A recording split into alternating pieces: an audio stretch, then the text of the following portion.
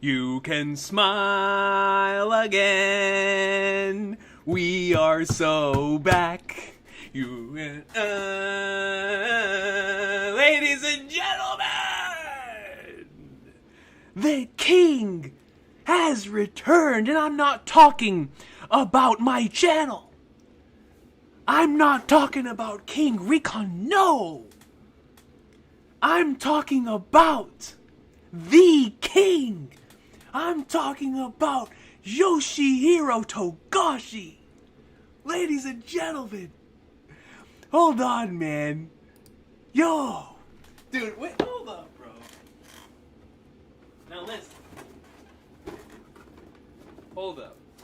We gotta get some light up in here for this greatness.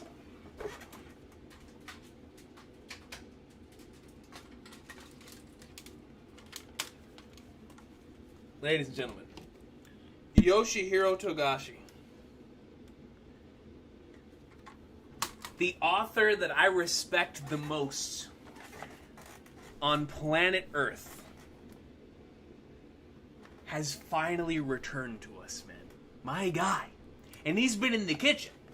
Apparently we have like 19 more of these, if not 29 more of these cooking in the kitchen. We haven't had a stretch of chapters like this since, hold on, since this right here. This was the last time he cooked this many chapters in a row. The last time that Yoshihiro Togashi cooked this many chapters in a row was all the way back here.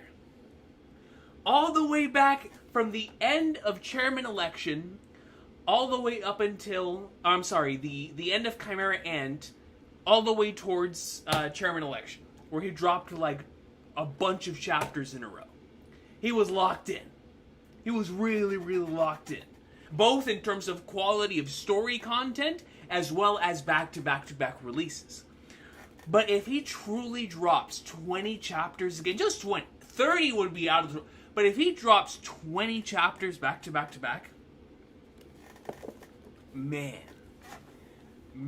dude, insane. I cannot wait to see what is in store for us today. The Succession War continues. An arc that undoubtedly continues to go down in manga history, not just in terms of quality, but in terms of its ambitious scope. And I'm looking forward to seeing how Togashi continues to evolve upon that. Last time that we were all together, we got some of my favorite chapters in the series. Definitely my favorite chapters in the Succession War, both times that we came back. The 380s gave us my favorite terror sandwich presentation from a point of view perspective. I still go back to those chapters to study perspective and point of view. That's how powerful and good those chapters are in the middle of that stretch. Fantastic stuff. I love that stretch of chapters. But then when we came back last time, with the Phantom Troop stuff, man, oh man, bro, I still think about how several of my favorite chapters dropped back to back with, I believe it was 397, that was like the standout one, that with all the other greatness that led into it. Powerful stuff. Togashi's been cooking. This entire arc has been genius and sensational. But we are about to start another stretch. And every time we start another stretch, he switches the POV. And I'm so excited for the greatness that's coming. Bro, yeah, Fiji, man, my guy, thank you so much for joining us tonight. Yeah, 387, truly a special chapter. Both 387 is a special chapter, and 397 is a special chapter. He's got great stuff. He's currently at 421. Thank you, this is me. Thank you. Yeah, no, like, insane. Bro, Kev, what is good, bro? It's crazy. Steel Ball Run reveal today. Today's been a crazy day for me. As a massive fan of so many different things, it's been a great day. Bleach greatness. One Piece greatness. Hunter x Hunter's back. Dragon Ball's just around the corner, both on a video game standpoint and the anime. I mean, from a Steel Ball Run, It's like, what, man? Dude, Steel Ball Run means so much to me. And that when I saw that, I was like, no, this is a really special day. Really, really special day. But man, I cannot wait to read this chapter. But much love to everybody that's here. Yo, Spicy, what's good? Big Spice, Drums, what's good? Y'all, Tyke, what is good? My people, Brandon King. Yes, sir. Let me see. I haven't read the chapter because I want to join y'all reading live. Let's go, Noel. We'll be reading. Mofos. My guy. What is good? What is good? Yes, Drums. I saw that. So, thank God that I no longer have to hold that one in particular in. I was so hyped. I was like, let's go. So I'm super excited to watch that. We'll definitely be here for that, Drums. And I believe it's the 19th, right? When that's coming in. Super excited for that. Can't wait for that greatness. Let me know if the audio is good, and then we'll run a quick thing here and go through these supers, and then we'll start reading the chapter. King Recon and Hunter x Hunter a better combo than sex. I mean, anything Hunter x Hunter is beyond any type of sensation that you could possibly have within this realm. You know what I mean? I don't think there's anything that can be achieved physically that can match the greatness of Yoshihiro Togashi at his peak. You know what I mean? There's no possible physical sensation that can possibly match that. Instant Messenger Sama comes in with a 10 euros and says, Togashi blessed us with a Michelin star chapter, a 5-star chapter, worth the wait. Got the strength emoji for hopefully younger Toguro. I appreciate you, Instant Messenger Sama. Thank you so much for the 10. All love to you for stopping by. I remember you stopped by earlier in the One Piece stream talking about the Hunter x Hunter greatness. Now you're hearing back again. So extremely excited to be able to read this alongside you. Aditya comes in and joins the Kingdom of Awesome Sauce. Welcome, Aditya. I know that you've been mentioning the Hunter x Hunter greatness leading up to this entire thing. So very excited to have you here, and thank you for joining the Kingdom of Awesome Sauce. Appreciate you. I really, really appreciate you. Syndrada comes in with a 2 and says, Holy Flying Flagnards, Peak is back. And Peak is back, ladies and gentlemen. Peak is back. And listen, I know Peak, I throw Peak around a lot because it's how I describe a lot of my favorite things. But truly, man, truly Peak is back. And I mean that with capital P-E-A-K. You know what I mean? This is my gas right here. This is my jam. So extremely excited for this. Capital And if it was One Piece, we'd give it the yeah. But we'll do the today. You know, we'll do the Appreciate you, Syndratic. Thanks so much for the 2. And then Ian comes in with a 5 and says, I wasn't alive when Shakespeare was writing and when Mozart made music. But Togashi, we're here. I say that every time. I say, look, I keep it at $1.50 with everybody. Seriously. If Shakespeare were alive today, he'd be a Yoshihiro Togashi fan. That's all I know. That's all I know. Greatness translates. You understand? William Shakespeare would be just as big of a fan of Yoshihiro Togashi as me. He might be a video essayist because of Yoshihiro Togashi. Yoshihiro Togashi is who he is because of those individuals, and yet he would still be that same individual even if they were here today. They would be inspired by their brother. He is that guy. And so you're spit. We were born in the right era. I know for a fact I was born in the right era. And so, extremely excited for what's about to take place. Let's go ahead and see here. No, yeah, exciting stuff. Born too late for Mozart and Beethoven. Born too early for Future Peak. But at least I'm alive to witness the greatness that is One Piece and Hunter x Hunter. That's the way I look at life, bro. That's the way I look at life. Like, listen, man. A lot of different things that we could have experienced, but we're in an era where not only can we experience this stuff, but a lot of you guys are in completely different countries than me, timelines, different parts of the world, and we're able to experience this stuff together. It's kind of crazy, man. This really is the best era to be able to experience all of this. Like, super, super exciting stuff. But yeah, let's go ahead and pull out the chapter here. I'm telling you, Togashi, truly the real OG.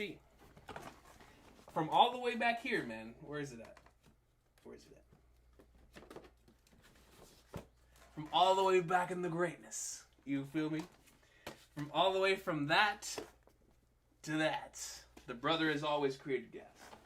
Now, let's get right into this week's chapter. I always say that when it comes to Hunter x Hunter, it was the most difficult series for me to transition from reviewing it to live reacting to it. And the reason for that is because I have a completely different mindset when I read and or watch Hunter x Hunter. Like, I'm viewing Hunter x Hunter through the lens of not through the lens of somebody who's just consuming the material, but from a creator's standpoint as well, because the dude is genuinely a massive inspiration, right? So like it's difficult for me to get into YouTube mode here with I'm over here covering the screen, but I don't have to watch out for the title for Hunter x Hunter chapters like I do for One Piece chapters. We don't have the Toei titles for Hunter x Hunter, at least not yet. We don't have Toei titles for Hunter x Hunter yet. So Hunter x Hunter chapter 401, Moonlight. Let's see. Let's go down here. Recon, please do not get spoiled. Oh my god. Oh no, listen, man. We will. I can assure you that there will be no spoiling happening here. I'm so excited for the greatness, and my individuals in chat are always going to look out for me, especially in regards to this series. Tyke says the palace invasion might be my personal zenith of fiction. I mean, I can't blame you for that. And that is truly some of the greatest stuff. Some of the greatest stuff ever written, man. All I know is this, Tyke, and we can, anybody can have this discussion up for the debate, right? If you take the greats of all time, right, and you go back, we read their works today. Until something, and like I said, I'm an English literature major, so I'm mainly talking about English literature here. Until I read something from the classics that moves me as much as that section of Chimera Ant did. Oh, I know. You know, Togashi, is that Morena? They got Morena on the color spread? Oh my god, it's about to get real.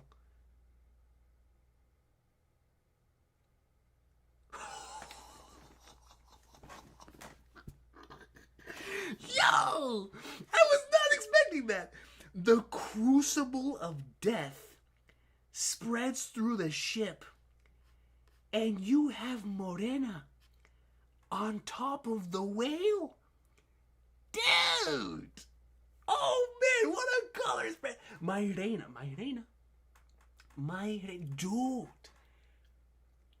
Dude! I love her too, Syndratic. And you know, Morena's one of those characters. Morena reminds me of putting it into like Elden Ring parallel and perspective here.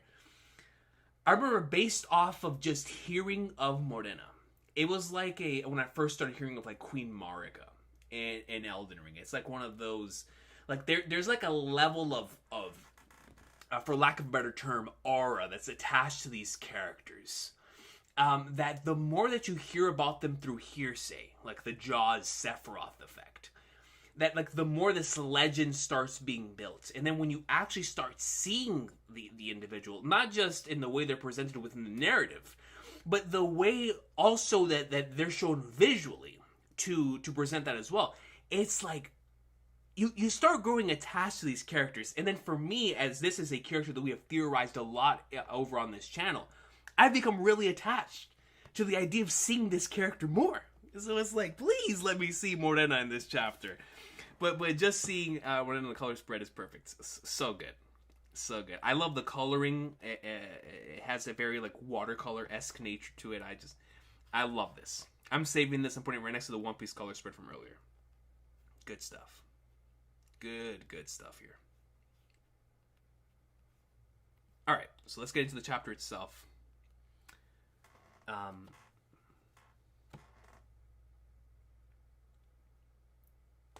Togashi loves Morena? No, absolutely. Absolutely. I mean, just look at the way that the what was that, volume 37, right, was the one before this one. The way that Morena was drawn on that volume cover, it's like, the same way that like Oda really likes drawing Luffy in his new form. It's the same thing with Morena, where like you can just tell that Togashi just loves drawing this character. Beautiful painting, muted. Recon, in regards to Zenith for English, Blood Meridian came close. I really need to read Blood Meridian. For French, though, there's one scene in Madame Bovary that equals the PI for me in emotional power. Ooh, see, now going into French literature, that is really interesting. We'll need to talk about that. Madame Bovary. We'll need to lock in for that. In terms of emotional power, that's really moving. Especially coming from, if I'm not mistaken, that is a first-person book, right? You can correct me if I'm wrong, but I believe that book was written in first person. Like I said, I haven't read it, but I believe, from what I know of it, I think it is written in first person, which would make sense as to like the emotional connection that's there. But if it is written third person, that's even more impressive to me. Now let's get into the note. Togashi says, "I'm eternally grateful to all those that helped me return to serialization." You're welcome, Togashi. I didn't do anything. I didn't do anything. No, seriously. Thank you to Togashi's family, and thank you to the individuals supporting Togashi from a health standpoint. They were able to get him back to this point, both emotionally, morally, and physically, to get him here. Because man, he was in a bad space for sure.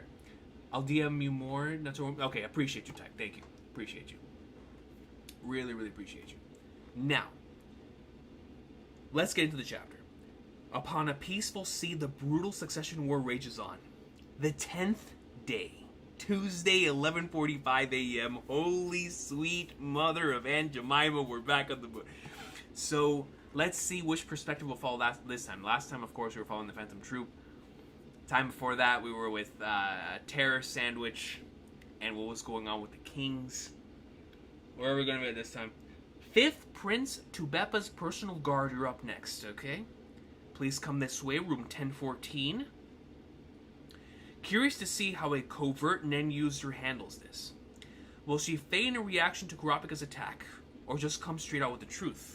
Continuation here. It would be great if she just accepts her fate and takes out Prince Wobble. So here we got Kurapika. Every time. The Billis Hisoka theories, man. I don't need the divination test. I can already use Nen. That said, the snakes were not my doing. This will act as both the proof and reasoning for why I'm here. Comes out. Immediate. Aura.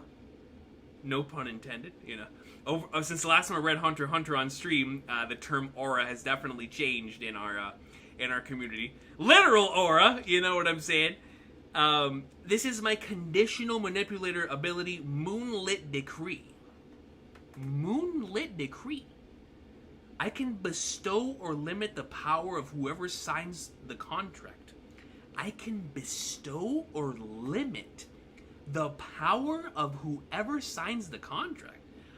On some Gohan stuff, whenever he received his, the unlocking the potential, is it kind of like unlocking potential within someone, or actually bestowing ability? Moonlit Decree, fire name, by the way. As somebody who grew up with Sailor Moon, that is a fire name. Moonlit Decree, that goes hard. I can bestow or limit the power of whoever signs the contract. That feels like it's going to have some sort of connection to the other things on the ship. Everything does. It's binding, but the target has to sign of their own free will. Obviously. So please listen carefully before deciding. Of course, if it's a conditional ability, it's going to be something that could very well amplify someone's entire ability by maximum percent, as we've seen throughout multiple points in the series. But the fact that it's binding here is interesting. I wonder what it binds. Does it do the Kurapika thing where it'll tie like the heart itself? If it's a binding contract, or will it bind something else? Will it bind the Nen ability? Will it bind the individual's soul? Could it bind the individual's like senses? I'm curious. So please listen carefully before deciding. Or obviously, I think that those conditions probably have to do with what the person's willing to sacrifice and put up, which is what we've seen throughout the course of the story. You want me to sign a contract? What are the details? To ally with Fifth Prince to Beppa. However, she's unaware that I'm a Nen user. This contract is only insurance, a means to facilitate my true goal. You've come well prepared, but Kurapika, forward. Here we go. I don't have time for Yo!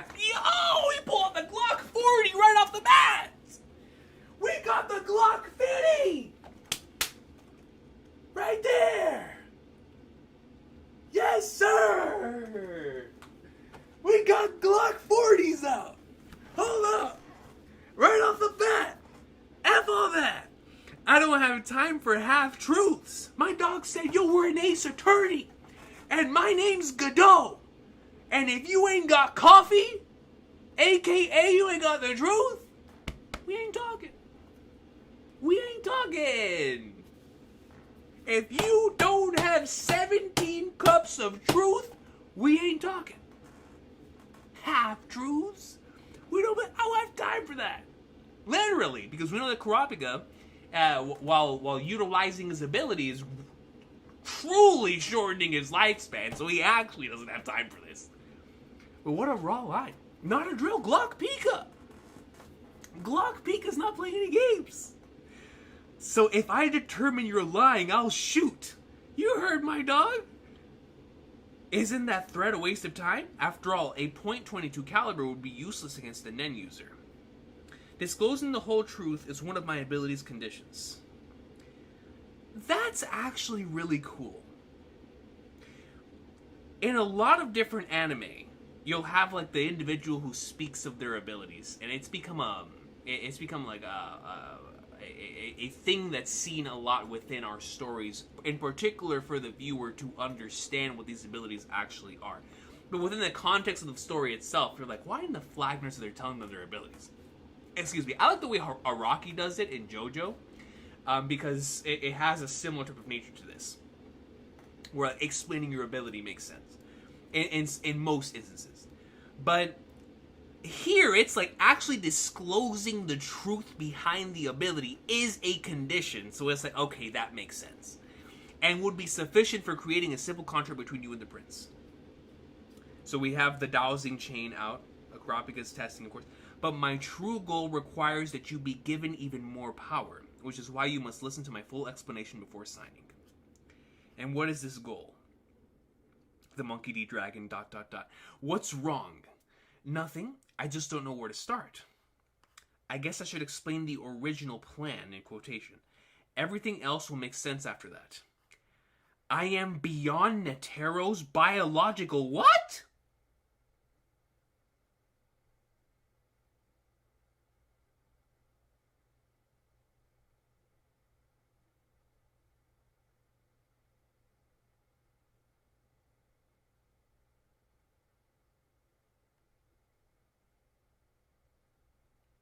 Is this cap?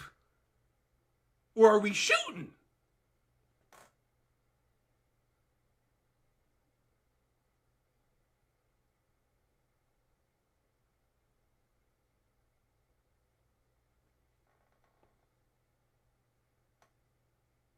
Bro, there's no way. Netero's bloodline continues? Beyond? Beyond Netero's biological... Bro, do you know the level of hype that this is? This is JoJo fans will understand this reference, bro. This is like finding out Dio had a son, bro. You know what that is? It's like finding out the rawest dude in the series had his lineage continue. And it's like, okay, when we found out Netero had a son, I was like, whoa. You know, like I was like, no, there's no way. Beyond introduction, obviously one of the most iconic moments in the series. At least for me. I love Beyond Netero. Now you're telling me Beyond Netero has a biological daughter? And there's no cap here? Dude. Holy fucking hearts, what is going on? I am Beyond Netero's biological daughter.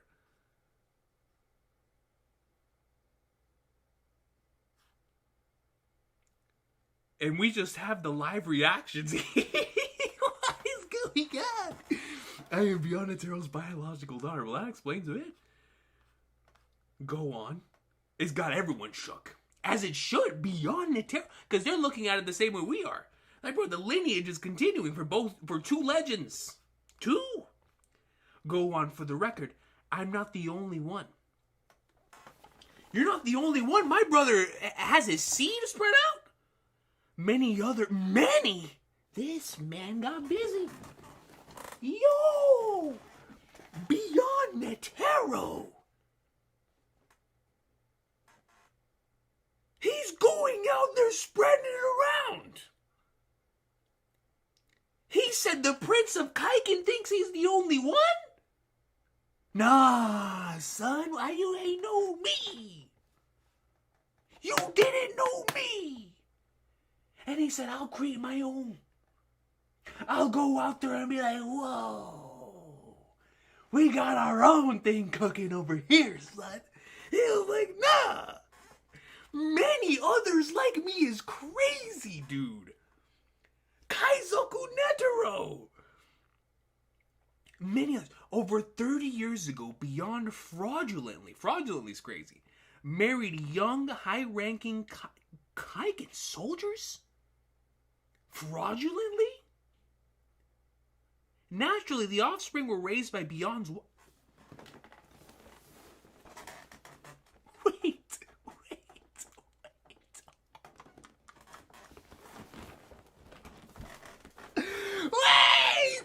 What are they implying?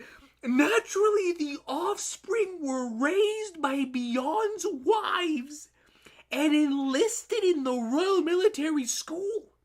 I suspect this happened each time a new prince was born?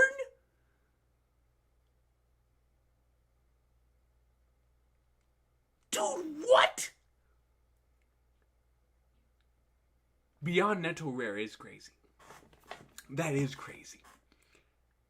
But what? Naturally, offspring were raised by Beyond's wives and enlisted in the Royal Military School in The Legend of Heroes Trails of Cold Steel.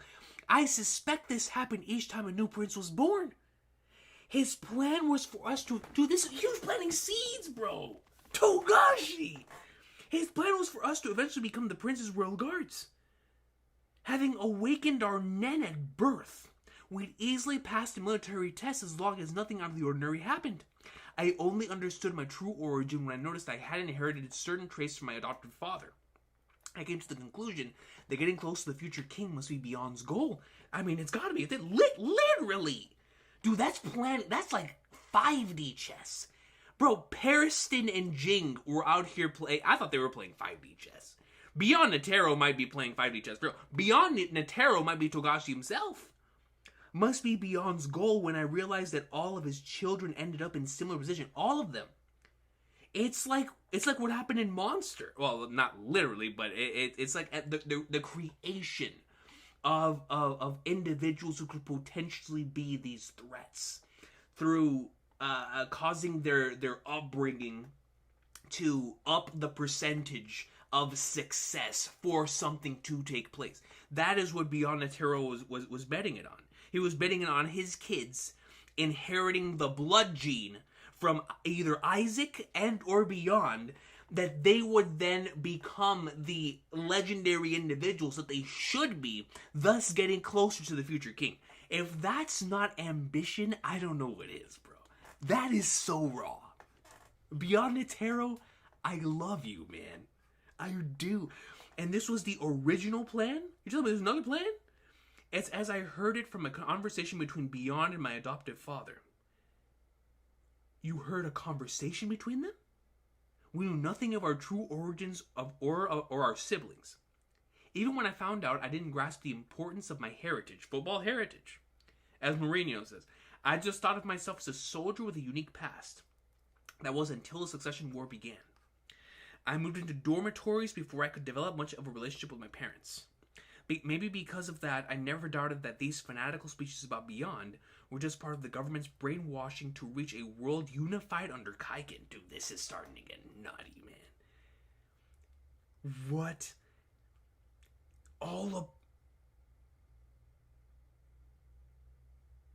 Like, yes. And now so much of the seeds that have been planted throughout the course of the arc up until this point, between the individuals of Kaiken, between the individuals in the Succession War, and why Beyond Netero is being treated as he is, it's like, oh, so much of this stuff is making sense, bro. Only we aren't part of the standard MO. We are discarded pieces, obviously. As I said, we had our new awakened from birth. It appears that if Nen is awoken in infancy, the infant will develop Ten and Zetsu rapidly in order to protect itself from the harsh fatigue. Thanks to that, I topped all the physical assessments at the academy with ease. However, this was only a side effect of my father's Nen attack. Her actual father? Her actual pops? Beyond? An attack? Yes. Not the flipping Netero skull, dude! Yo! They hit us! They hit us with the episode 126 skull, bro! Hold up, where is the volume? Where is the volume at, bro? Wait! Where's the volume? Dude!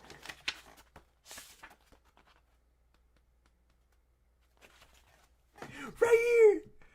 They hit us with a Netero skull, dude! This is what is in that panel! The Netero skull! My father placed a curse. His Nen attack was a curse on us.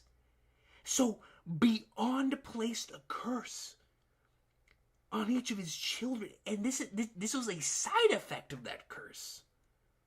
Or is the curse itself the side effect? I'm assuming that's probably what it is. But how is that even possible? Regardless, the Netero skull, bro! Like, what? You know nothing of the bottomless malice within the human heart, bro! Like, come on! And even that marrow him shook. Peak. It was my half-sister, Mahaka, who caught on first. She got it from the second term, famed for its harshness, thanks to second Princess Camilla, who allowed discriminated individuals to join the royal army. She noticed her parents started acting strangely after she dropped out. It was during her search for answers that she discovered me, as I was also posted to Prince Camilla's squad. For parents that once harped on zealousy about Beyond's dream to unify the heavens. He's so cool, man. They're acting totally calm, even now I've dropped out from the Royal Guard. It was only after the seed urn ritual began that we understood why. We had a highly renowned Nen user inspected, and it seems we siblings were marked with seals. Each one of us has been cursed with a terrifyingly dark Nen that activates after death? We've had so many things implying throughout the course of this arc about the importance of Nen that activates after death. In particular, I remember when this entire thing started once we came back from the really long hiatus. when we came back with Hisoka versus Chrollo. And we were wondering, okay, why is this important for now? At least those were some of the conversations we were having at that point in time. Why was this important to have happen now, rather than continuing the Succession stuff and then getting the Hisoka versus Chrollo content? Why was that so important for us to establish that early on within the arc? And I think as the story has progressed, obviously with the importance of the Phantom Troop and the Kurapika stuff and Hisoka and the mysteries there, obviously all that plot relevant importance for sure. But with the Nen that activates after death, the possibilities and ideas of such things, going back a little further than that, but our first true showcase of that being whenever Hisoka activated his ability post-mortem. That was truly our first look into, like, okay, this is going to be something pretty important throughout the course of this arc. At least I did not know how important that concept would end up being for the entire Succession War, to the point to where now it looks like it's going to start being some of the most important stuff. And we've seen some more hints and pieces for that leading off of the last few hiatuses we've been on. But now with this being attached to Beyond's children, it truly feels like something. It's like Beyond is preparing for literally everything. If everyone on this boat gets wiped out, his children are still going to come out, because they have something that activates after death. So it's like he's preparing for so many different circumstances, man. Please use Gyo and take a look. See, this is where Togashi is so good.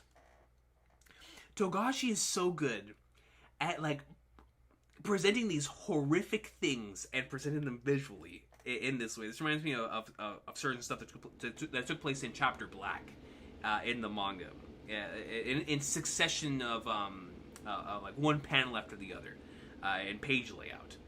It's like, what a terrifying move down the page into the mouth. What the flip is that? Bro, Beyond's daughter has emu in her mouth! What in the world is that? Look at the eye!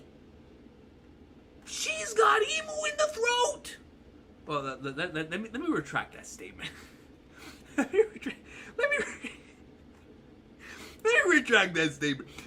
And she has emu.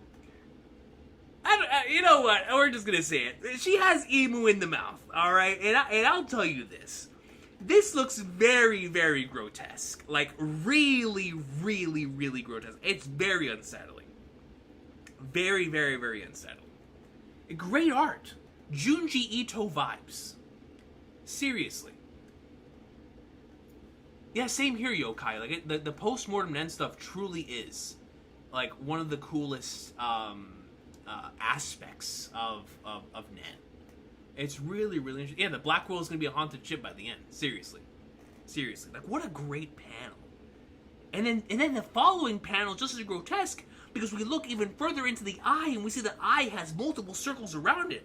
Is that where the curse is? Is that where he inflicted the curse? Was right around this eye that's in the mouth? Or is, obviously the eye itself feels like it's the curse. When we see, like, the little thingy around, it feels like it's some sort of language that we can't understand. The user claims that I'm an appetizing sacrifice. Okay, then that implies this little eye thing and the rings around it. To put it simply, I was bred to assassinate I was born to assassinate a target. I was conceived to assassinate a target. With myself and Makaha included, there must be over 10 appetizing sacrifices. That is insane. It's only natural to think that there must be even more unappetizing sacrifices. I didn't even think about that. That's true. My guess is that Beyond prepared many pawns to counter any number of princes. How far ahead does that man think? 30 years? 30 years of seeds? Specifically for what we're seeing at this point in time? I mean, this is crazy. Many pawns to counter any number of princes. Now, we were told that burning the surface or trying to remove the cursed parts would have no effect, and that it was the strongest curse they'd ever seen. Beyond has converted us into mere envoys of his curse. We are living sacrifices, and I think the visual is really powerful, where we start to see the sort of like voodoo doll element in the background, actually implying what they are, like what he considers his children to be. That is actually very disturbing. Very disturbing. I can't ascertain the ability and whom it'll target, but I'm certain we've been possessed in order to curse that person to death. Who in the flagnards is it? Like, this is nuts. All of this. Now, are they all for the same target, or is it? Are they? So, with this particular curse, when it enters into a body, with that in mind, I can't ascertain the ability and whom it'll target, but I'm certain we've been possessed in order to curse that person to death. So all of us have been cursed to curse a specific individual. Not that they're like her for one target, the other one for another target. No. All of them have had this curse placed on them in order to curse a specific person to death. Insane. One soldier for each prince, kind of like Camilla's soldiers. That makes sense, actually. Yeah. Yeah, you're absolutely right about that. One soldier for each prince. Kind of like what they talked about earlier on in the chapter. Yeah, great stuff. Classic Togashi syndromatic. You know, Kev, that's why, for me, on a personal note, I'm glad that,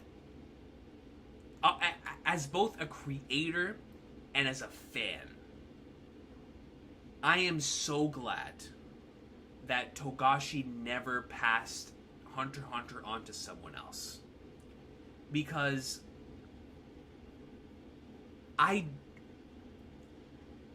other individuals could take his writing and visualize it to the best of their ability and create a really good manga out of it. But Togashi has like this really unique way of presenting his manga from a visual standpoint, to where you get panels in succession like this, that this is the reason why I'm so glad Togashi's still the one drawing this series, and why I think he should be the only person to draw this series, besides obviously the spin-offs like we got for like Hisoka's backstory and stuff. But only Togashi can do this, man. I mean, seriously, one man's vision, exactly, Yorha. Imagine getting cursed twice, seriously. We cook him with curses. Togashi was reading some JJK. I mean, we're just feeding into the fact that Gege and Togashi were the same person, and the theories that so many people had. It's like, you know, JJK ends, and then Togashi comes and returns the following week. I mean, it's leading into the theories. Now, I don't think they're the same person, obviously, but it leads into the same into those crazy theories. Kurapika, if we take too long, the guys outside will start getting antsy. Yeah, no, it really does, Jay. It's really interesting. Kurapika, if we take too long, the guys outside will start getting antsy. So we have to hear the whole story. Otherwise, we can't sign the contract with Prince Tubeppa. With Makaha, Beyond didn't initiate any moves when she was released as a private guard, suggesting our targets aren't necessarily the princes we've been assigned to. In fact, being close to the princes and by extension becoming a soldier in the first place may have been superfluous. We've had our very lives and dreams manipulated by the hands of our cunning father. So even though you don't know the target of the curse, you're sure it's a prince? Quite so. It's my hypothesis, but I firmly believe it. The numbers can't be a coincidence. The numbers, Mason! There are over 10 appetizing sacrifices and 14 princes. I can't be sure who will kill who, but it's clear that Beyond has a strong conviction to end this succession war, obviously. I mean, this is crazy.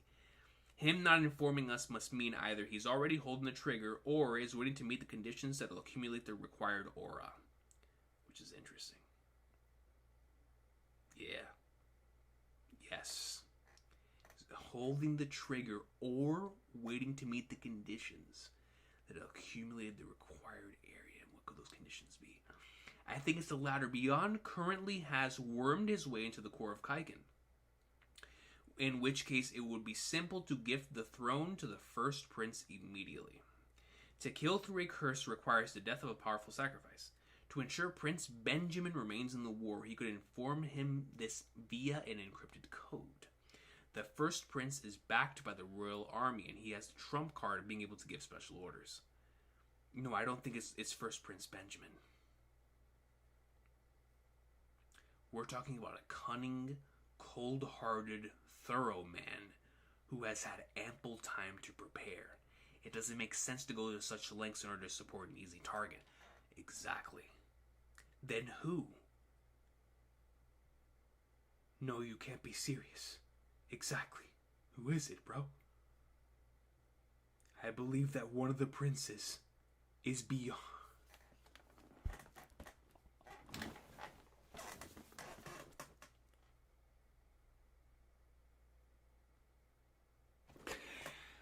What are we cooking, man?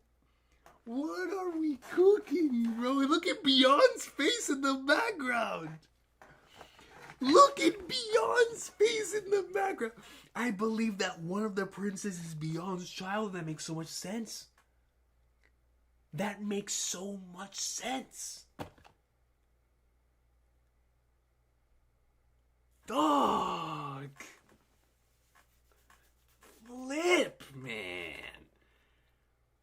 What a great succession of reveals here, dude. I mean, we're changing the course of where I thought this arc was going, dude. What? Whatever it takes, Lazy Mobiles, whatever it takes. I believe that one of the princes is Beyond's child. But wait, is that even possible? It is. It really, truly is. With what we've heard so far.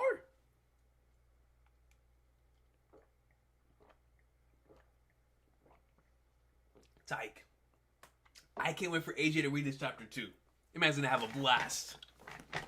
That man's gonna have a blast.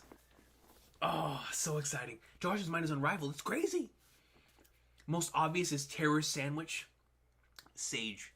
If Terror Sandwich... I already love Terror Sandwich. I think Terror Sandwich has all of the makings of a generational antagonist.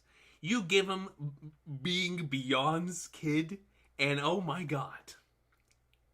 Oh my goodness. It is over. It is over. This is nuts, man. This is actually crazy. Yeah, Beyond might be the best hunter we've seen. Beyond is a hunter. Similar to how I feel that Blackbeard is the pirate, Beyond is the quintessential hunter. Similar to how Jing is. Very similar to how Jing is. In terms of, Jing represents what a hunter is in terms of the greater thematical narrative of the story.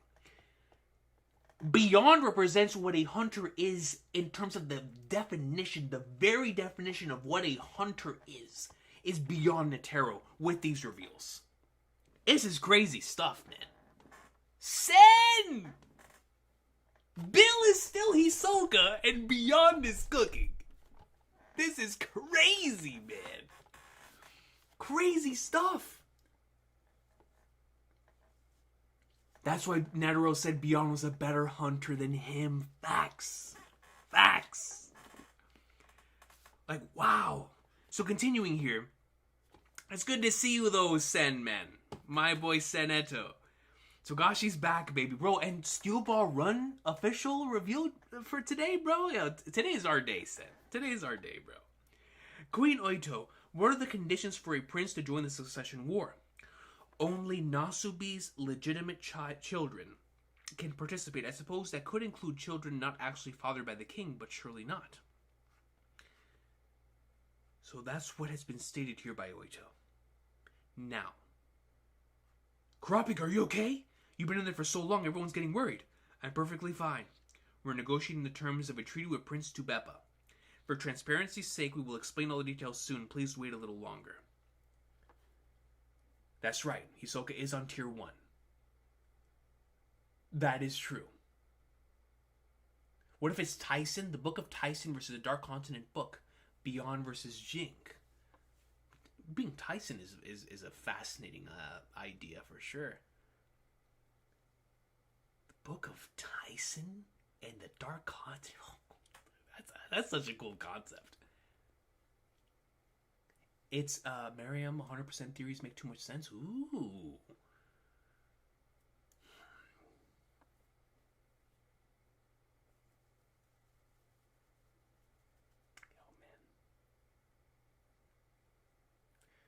Fascinating stuff. I believe all 4 kids of Queen Dwazil, the hottest MILF, are fathered by Beyond, and that is why there are 10 curses being placed by his other kids.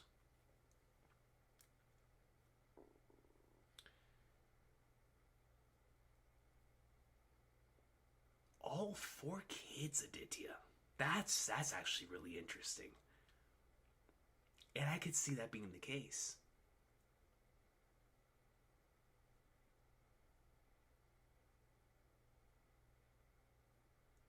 Man, he sets this up in 349. Like, bro.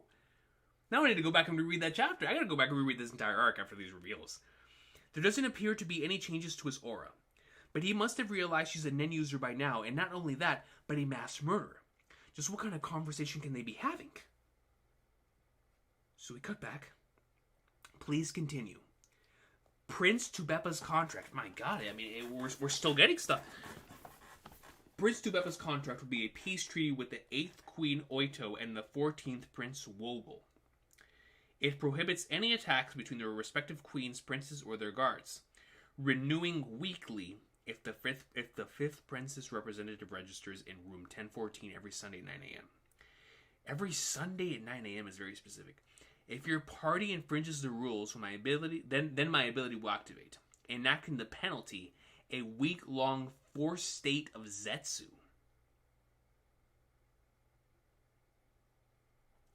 If your party infringes on the rules, then my ability will activate, enacting this penalty, which is a week-long forced state of Zetsu. A prolonged state of Zetsu could be very dangerous. The wording is too ambiguous. Would cooperative uses of Nen, such as healing, also be considered attacks? If that was the case, my ability itself would be considered one. As long as you don't do anything that directly causes harm or obstructs our objectives, it won't activate. Plus, the 5th Prince won't nullify the contract one-sidedly, and I can't activate the ability myself either. I'll also add if Prince Tubepa retires from the Succession War, or the remaining competitors are reduced to 2, before Beyond's child has been found as additional amendments to the contract. On the off chance that none of the princes are applicable, then the criteria will be met and a boon applied. And we're seeing the visual showcase of that right here. Of course, these amendments will be annulled if Tubepa refuses to sign, but if you continue the inquiry and meet the criteria, I promise to start a new private contract with you, bestowing the boon onto you. And that boon is the gift of using my ability a single time. He's gonna take it, bro. Because he's gonna be like, yo, that could come in clutch against the troop.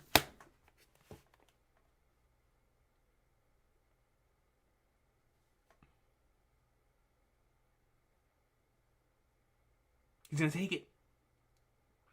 This is gonna be taken, man. The contract is gonna get signed. Not a bad deal. Depends on the target and requires very specific conditions. But I'd be able to impose Zetsu without all the risks my Nen ability involves. The chain hasn't budged. She believes everything she's saying. But please, before signing, let me tell you what I really want. My real goal, my true desire. Aura, if it's confirmed one of the princes is Beyond's child, I want to eliminate them with my own hands. Already, Togashi is putting into place another thing that we have to look forward to within the Succession War. Because now we're going to be looking at Beyond's daughter and being like, when that gets confirmed, because at this point it's a matter of when. When that gets confirmed, we're all going to be like, sweet mother of Aunt Jemima, that is where the story is going to be headed now. And then we're going to be looking forward to seeing this take place. And if it happens, or if classic Togashi twist happens, and the event does not end up taking place, I want to eliminate them with my own hands, which means something is going to happen that is either A, not going to allow that to happen, or B, the individual is going to die before she gets the opportunity to do that. Or maybe she dies before the opportunity presents itself. There's many different possibilities that could happen, but the idea has been presented, and now us as the viewers and the readers can look forward to something like this happening here in the future, which is extremely exciting stuff. Extremely exciting stuff. Hanta Toyabu, bro. North side. Today's our day, man. Today's our day. Bleach. Hunter is back. And Steel Ball Run official localization coming summer 2025. Today's our day, bro. Today's our day, North side. But very interesting stuff. And I love the panel layout here. In particular, where we see the reactions from each of the individuals. And then we see Beyond's daughter as we have this full blacked out panel. Where she's on one side and the text bubbles on the other. I mean, it's just excellent presentation, ladies and gentlemen. Excellent presentation. If only. My God, look at this panel. Look at Beyond. It's Beyond. It's her hair mixing with his hair. Oh my God, what a panel. My father had shared his intentions with me. Even if my role was exactly the same as it is right now. What a panel. I would have never reached this resolve. And we look at the dowsing chain showing this is all a shoot, bro. This is the truth. Oh, what an amazing page in terms of panel layout, dude. This is peak Togashi panel layout right here, man.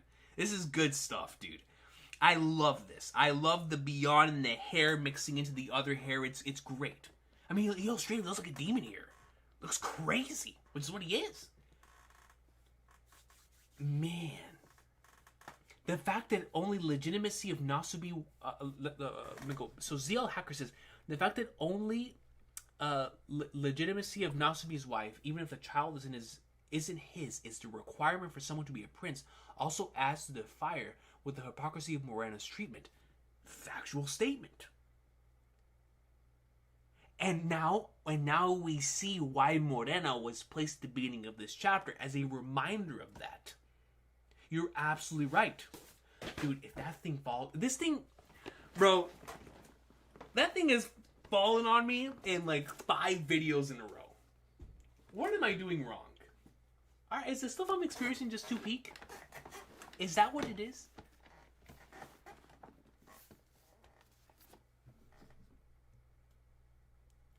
So now, very true statement, ZL Hacker. Very true statement. Now,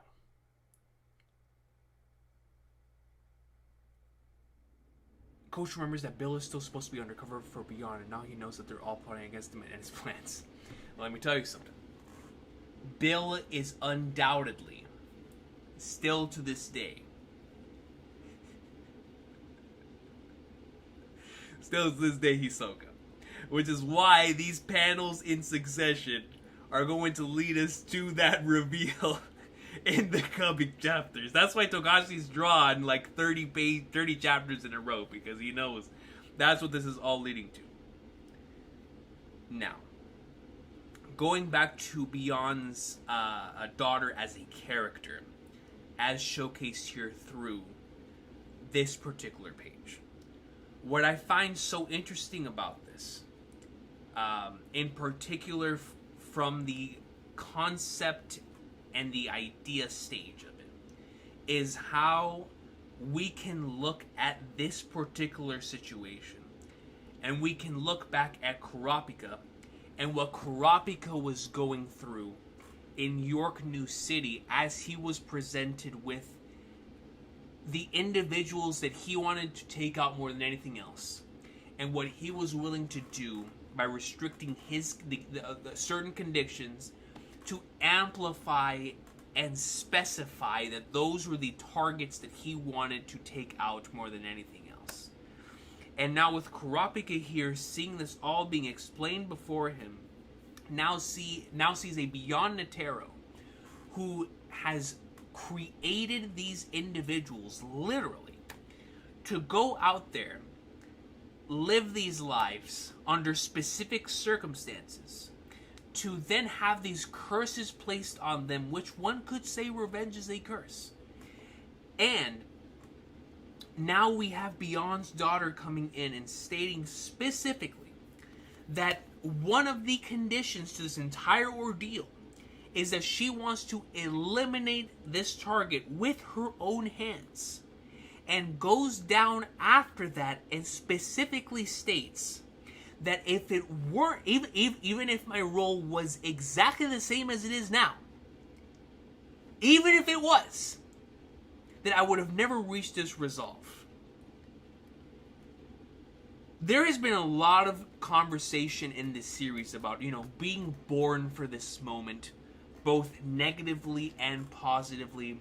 Things that lead you to certain ideas, certain things that's been explored throughout the course of the entire series, where characters were born / brought into things for specific things. It's sort of like how Togashi is exploring the ideas of fate and destiny, but through the lens of someone specifically being born to meet someone else, and or be a part of something with someone else, or be in a certain moment and or situation.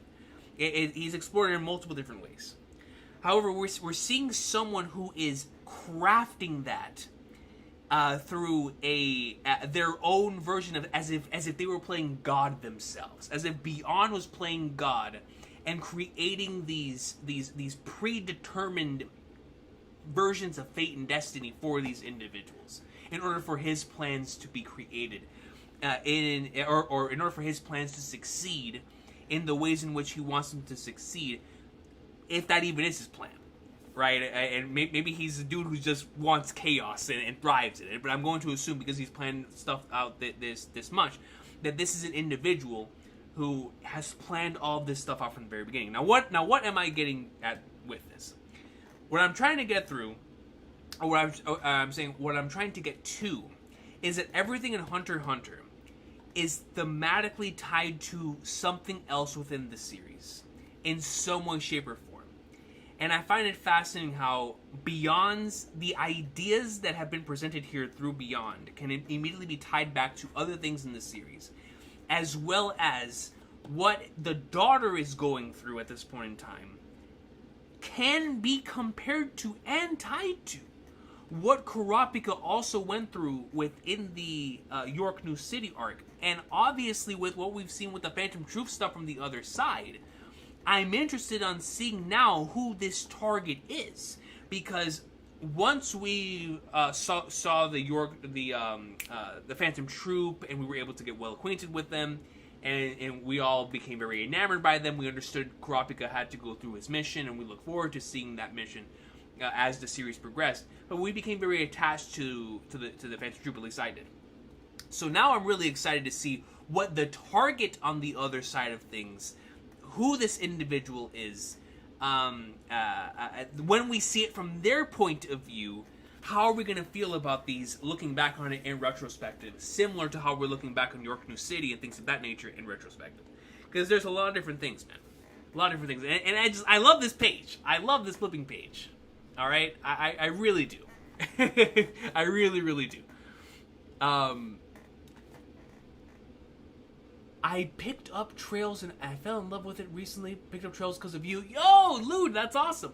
Joshua and Estel instantly got hooked into it. I'm curious, did you play Refantasio? I feel like you would love it. I have not played it yet, because I want to wait for the actual game to drop, and I've been busy playing Kai no Kiseki. But I can't wait to dive into it once the game officially releases next Friday. But sorry for that ramble there. I just got extremely excited by potential possibilities there in the future, as well as things that have been that are potentially tied to other things within the series itself. Thematically, at least. Thematically. Now we turn the page, we see the door opens, and let's see what we have cooking here, man. Still no changes in their aura and no signs of an end battle. So they really were negotiating, but then why? Why is she crying? What happened in there? No evidence of Longhei's attack. Maybe it's a long-range ability that requires meeting multiple conditions. I thought I knocked over the camera. Given the camera. Maybe it's a long-range ability that requires meeting multiple conditions in order to activate an unbeatable power. If so, could it have affected both Kurapika and Bill? But that wouldn't match the assassin's Moso. What happened? M.O. So what happened? Did she persuade them to sign a contract just by crying? Wasn't by that, I can guarantee you that. There are too many possibilities, these guys are impossible to read. Sorry for the wait, we've been discussing a potential treaty with Tubeba. We're both open to the idea but haven't settled on the terms. We also disagree on how much of the treaty's contents should be shared with everyone. I'm not buying it. This is just an act to maintain good relations with the third and fifth princes. You're up next, Tori. We would like to discuss the current issue in further detail. Seems the third prince will be allowed in on the details. Prince Woble's safe as long as the Nen Awakening ceremony happens behind closed doors. No point accusing them of a conspiracy or trying to shut down the lectures that just strengthen their ties. I'm thinking it's about time to swap posts. How about you? Something wrong? No, it's nothing.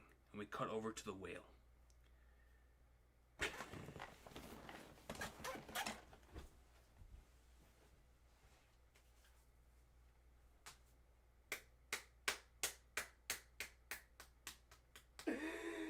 The man himself! The man himself, bro! Oh, that's why my camera was shaking, man. Hold up. We gotta pull up the Santa hat, bro. He's here. He's here. My guy is here. First Beyond panel since I started covering this series. When I started covering this series, when we started this YouTube channel, after we got into it, we got our first Beyond panels, man. It feels like I have not covered a Beyond panel chapter since all the way back then. And we got Beyond long hair, looking fresh. Looking fresh. Himothy, Laconis. Himothy. Look at him. Chained up. Got any other books? I got a couple for you, man. No, read it again or write one yourself. I am writing one. You want me to let you read it, Beyond? Good idea. Got a pen and paper? He's gonna write He's gonna write a book. Good idea. Got a pen and paper? I can't give you anything for safety purposes. You've got a beard and blood, right? A beard and blood is crazy. Safety purposes? I know if I wanted to, I could bash your skull in with this book right here. Roger Dodger, I'm quaking in my boots. Have you got any other requests? Feel free to say anything. Coo, you're an interesting fellow. He's even got the coo going, man. There's somebody I want to speak to. Could you bring them here for me? What are Beyond's true motives? Every new wave rocks the boat. 10th, is that the end of the chapter? 10th day, Tuesday, 2 p.m. It is the end of the chapter. The Princess and Senritsu make their moves in the next issue. The Princess and Senritsu make their moves. Alright.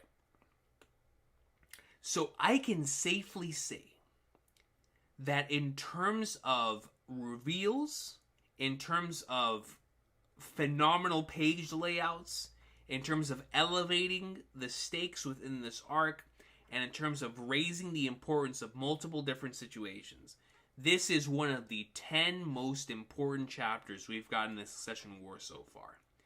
And I feel very confident in saying that. This chapter was extremely important.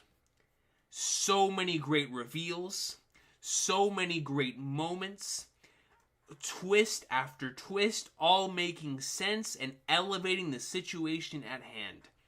And presented in an excellent way, man. We are so back. Still on day 10 after 14 chapters. Seriously. Seriously. He's still taking us there decades later. Decades later, Yorha. He will take us there. First Beyond panel since 2017. That's how long it's been. 2017. Holy crap, dude. Yo. Every new wave rocks the boat.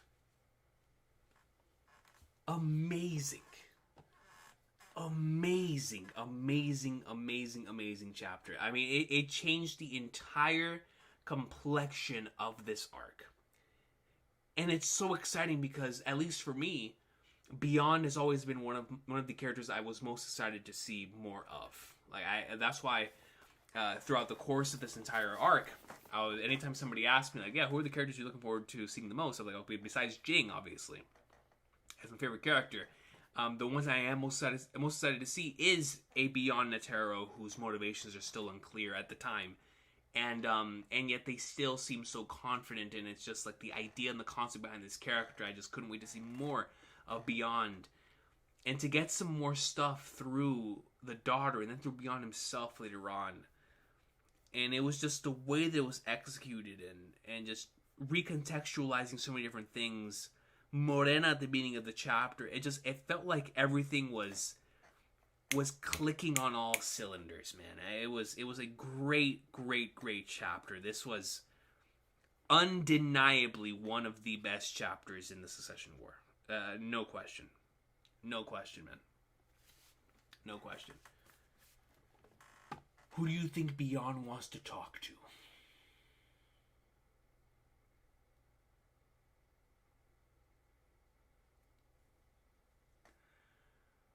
What do y'all think?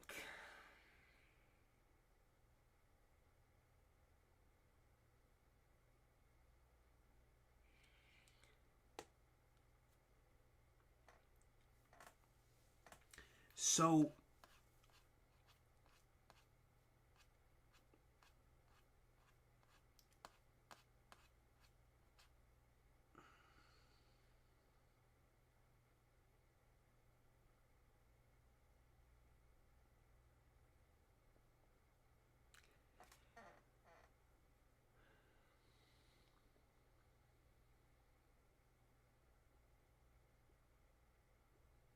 what if he says Jing, peak fiction?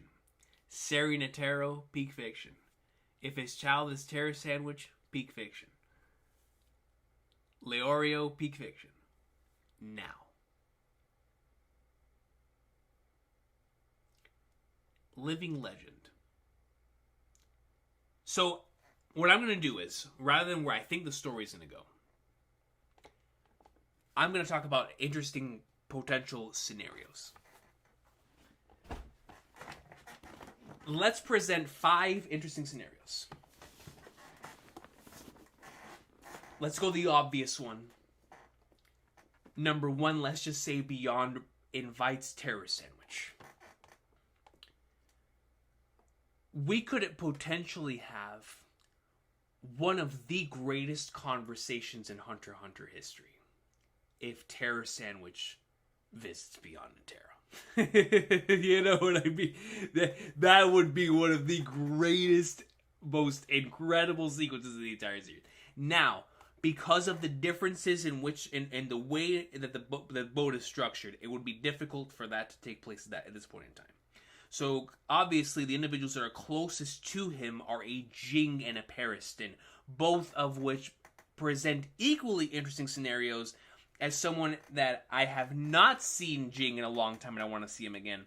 And in a Periston that we really want to see again to see the continuation of everything that's building between those two characters and where the arc started. Now that we're going back to stuff where leading into where the arc started.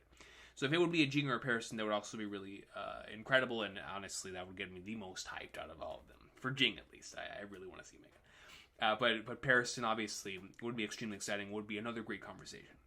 But I think the Terror Sandwich possibility is just something that I'm extremely excited. Exactly, Senato, and that's the reason why I don't think it will be Seri, because of the differences of the tiers of the boats, and so because of that, it would have to be the individuals who are closest to him on the ship. Now, several says Mizai-Stam. that is most certainly something, or an individual that I could see being there.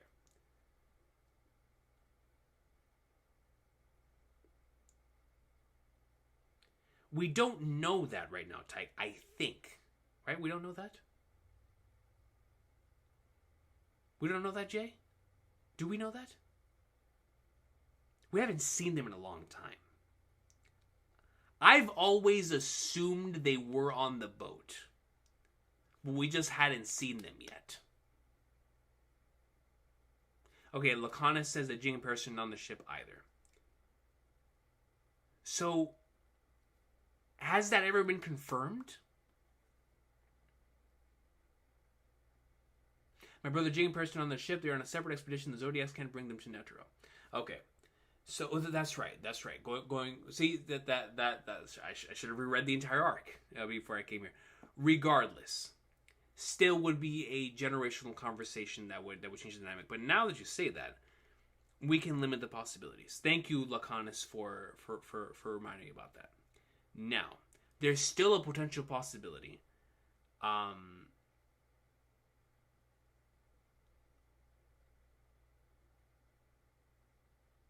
Now that you say that, there's a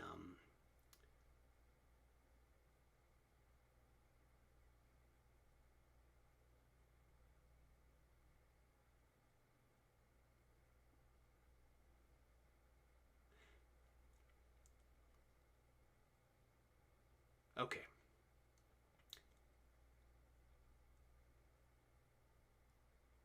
Zodiac, Prince, or Bodyguard? What are we thinking? Zodiac, Prince, Queen, or Bodyguard? From out of those three, what do y'all think? Tiante Black brings up Crollo for a Phantom Troop. Now, that would be very fascinating. I mean, another generational conversation. Maybe a queen? What if he wants to talk with King Nasubi himself? That would be a conversation of legend. Prince Hulkenberg's ability is to pray with his scars or something, and Netero will always give a prayer or thanks for his fights. That is an interesting idea, concept, Red and King. I actually really like that a lot.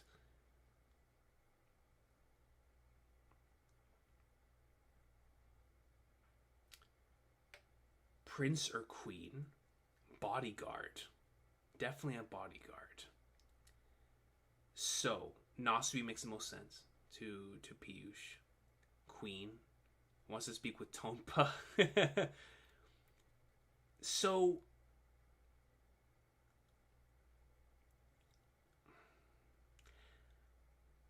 I'm sort of stuck here.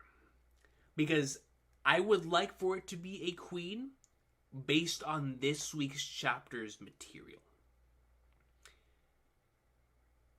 Getting a conversation that could push that forward. That could, let's just say, hypothetically speaking, from a mystery standpoint. Once again, another interesting scenario. Beyond Netero states, bring me one of the queens. Us, as the reader, would then go, oh, is that the queen? The one that gave birth to the prince that is one of the, that is Beyond Netero's child. Then we would be like, okay, there's a mystery element that immediately gets presented. But then because it's Yoshihiro Togashi, immediately after that would be like, okay, that could be a red herring. And he's actually talking to another queen for a completely different reason, right? So the queen idea fascinates me because we can get a very interesting conversation that could lead us to believing that it is either one way or the other in that particular stratosphere, which would be really, really interesting in and of itself. So the queen idea really fascinates me. Prince idea, similar thing. With the, is this the individual that is there, or is it a red herring? So I think that is an interesting way of going about that. one of the two, because it would give us it would allow us to see how Beyond interacts with, because he's obviously not going to meet with the individual who's his actual child. So he's going to meet with somebody else whom he deems to be important to the overall part of this entire boat ride.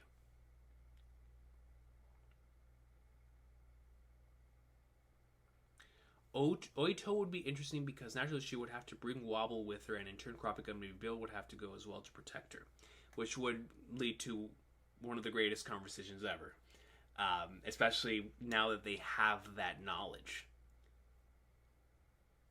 I will take you there. I can't believe we got all that in this chapter.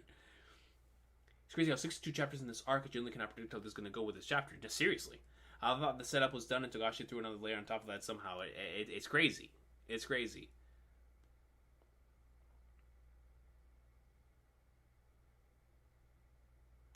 I think Melody is possible too. Melody most certainly is possible.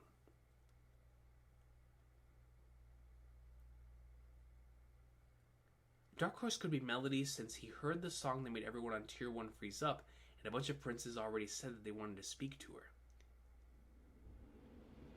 So, if it is Melody, hypothetically speaking, if we are looking at a scenario where Melody is the one that enters the room, what is the outcome of that conversation?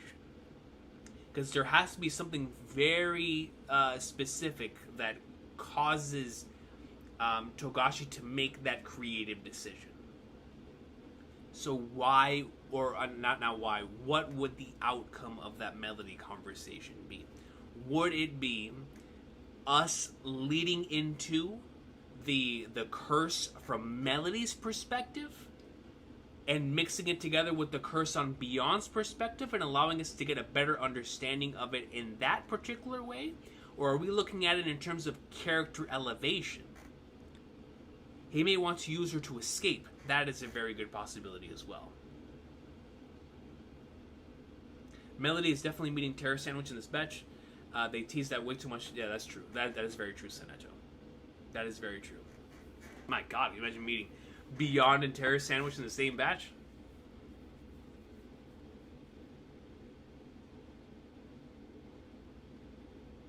Just imagine how important the DC must be for Beyond. This probably is just a minor part of it. Seriously. I mean, he said it already. I will take you there. I will take you there. This is the minor part of it, as you said.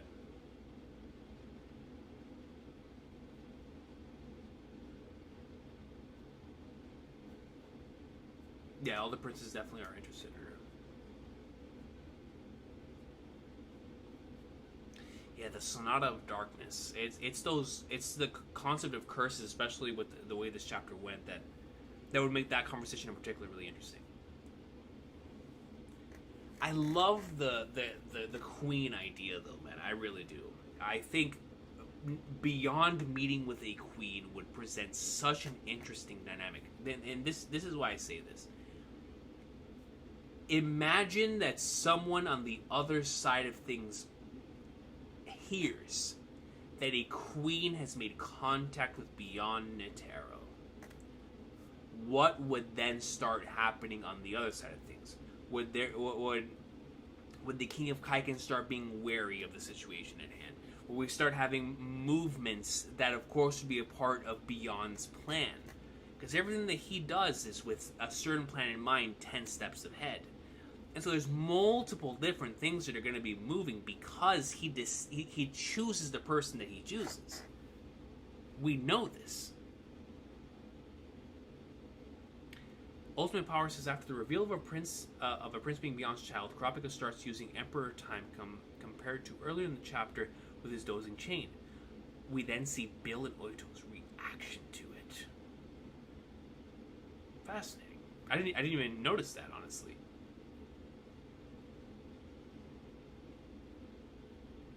Yeah, exactly, Jada Sai. Like, the fact that we have called back to York New multiple different points. we could recontextualize the Sonata of Darkness as well. Especially now that we're really getting into the curses stuff. What a chapter. So many interesting, or a lot of interesting food for thought here. Across the board.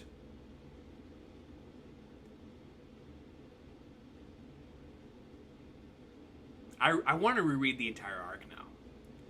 With this context in mind. Quick side note about the Steel Ball Run news. We will actually get it on the Jump app by the end of the year because they release Stone Ocean chapters weekly, and just this week was the start of Made in Heaven. Ah, okay. So we'll start getting some of that. Hey, I need my yearly Steel Ball Run reread. I do it every year. So this will be my first one doing it through the official version, so that'll be really cool.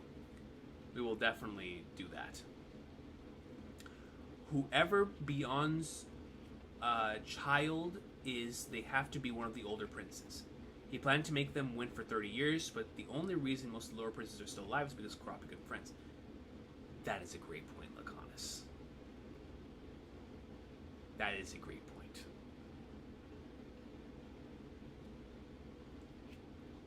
What if he wants to speak with Morena? That would be my ideal situation, besides the terrorist sandwich idea. Just in terms of interesting things to see, right?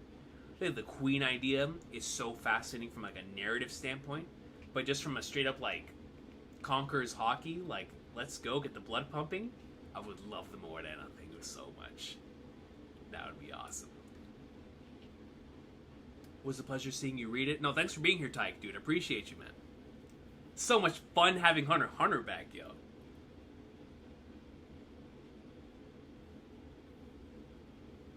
Okay, Kev, huge brain. Crollo Netero. Don't even get me started, Brandon King. My goodness. Yeah, that ain't gonna be started, bro. What if Beyond asked to bring that one prince who can make the doors? So we will get weekly / monthly. Wait. Before I get to your thing, Sen, let me continue Kev's comment. She's currently going insane and is seemingly losing her life very soon, so it's the perfect time to manipulate her. So you're going on emotional manipulation. And that would be the connection that we could tie back to that particular those particular concepts that were introduced earlier in the arc, and add on to everything that Beyond Netero has done to allow things to go his way. From an emotional manipulation standpoint, I could see that. Great point too, Kev. I completely forgot about that. It can't be more than that she was banned from participating. No, yeah, for sure. But I'm saying, like, it was like one of those dream scenarios, similar to like Jing and Pariston, like we were talking about earlier.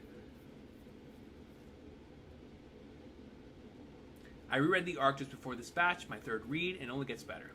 So I don't catch everything though, but I'm getting the hang of it. It's really difficult to, because of the way that it's structured, right?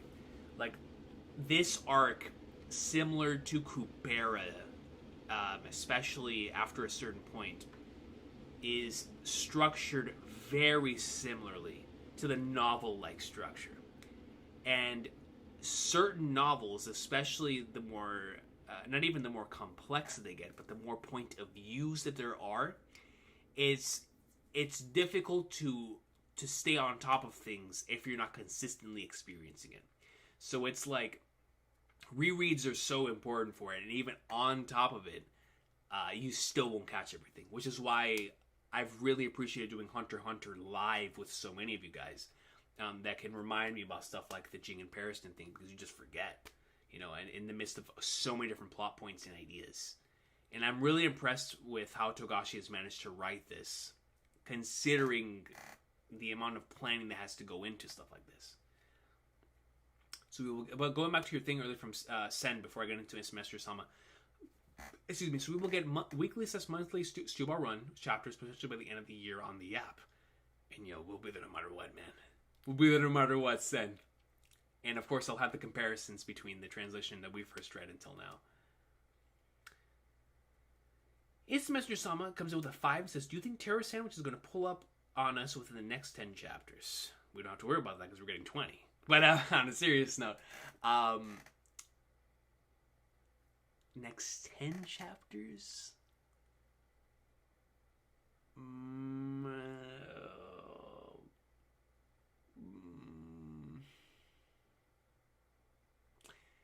if we're doing a parlay, I'd probably say no. Over under 10, I would go over 10 chapters, not under. So I'd go in the next batch, potentially, or the batch after that. Not this one. I don't think it'd be this one. Look, honest, that's what we're thinking. We're thinking. So, and it's not confirmed, guys. That's going to be 20. It's not confirmed. We're thinking that because Togashi's already working on 21, on 421. So, 20 feels like what we're actually going to be getting. So, I think it is going to be 20 chapters based on where Togashi is right now. He's working on 421 last time I checked. 29 more of these and I would ascend. I don't know if we can handle that, honestly.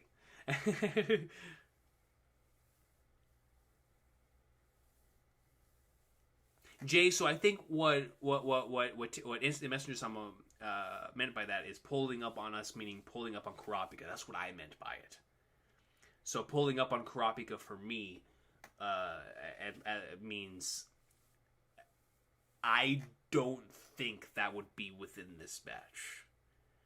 Because I think Terror Sandwich is going to be, like Tyke says here, in the next chapter, 100%. I just don't think it's going to be pulling up on Kurapika within the next 10 chapters. We're going to be seeing a lot of Terror Sandwich in this batch. There's no question about that. No question. I just don't think it's going to be pulling up on us in particular, like Semester Sama says. That's my thought process.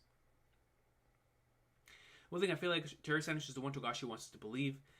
It is, so I almost feel like it can't be him. It's the red herring thing, you know what I mean? It's the red herring thing. And he's so good with it.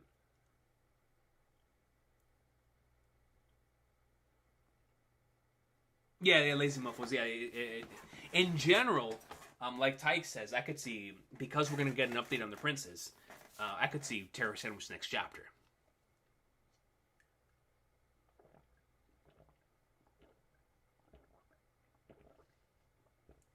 But Jay Desai, it has to be that way, right? Because Jay Desai says, I do wonder how many drafts he has done. He finished up to 430 all the way back in 2018. But you can tell that, right? You can see because of how meticulously planned everything is. You cannot write an arc like this without having a draft, like multiple drafts ahead of time. I mean, it has to be written like a novel. It's got to be written to where you can go back and have your second draft going while you're drawing it. Or your third draft. It just feels like that type of arc. Are the chapters going to be bi-weekly or regular weekly schedule? I'm going to assume it's weekly schedule, Pijush.